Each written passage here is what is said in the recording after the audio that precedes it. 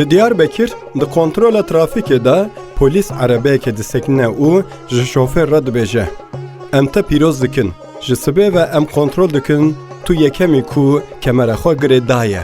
Tu şofêrê herî baş hatî hilbijartin. 1000 lîra xelata te heye. Tê bi vî pereyê çi bikî? Şofêr: Ez ê ehliyetê bigirim. Ehliyeta min tune. Jina wî dikeve navberê. Polîs bêk, guhê xwe nedin gotinên wî, serxweş e. Polîs li ser van gotinan matmayî dimîne. Lê hej hişê wî nehate serê wî ji xoltiqê paşîn dengek tê. Min ji we re negot ev erebeya diziyê ye, em pê nekevin rê. Rebenê polîs di şoxê de ye. Piçekî tê ser xwe û xwe hazir dike ku tiştekî bêje ji baxacê deng tê. Kuro, em ji sînorê Tirkiye derbas bûn.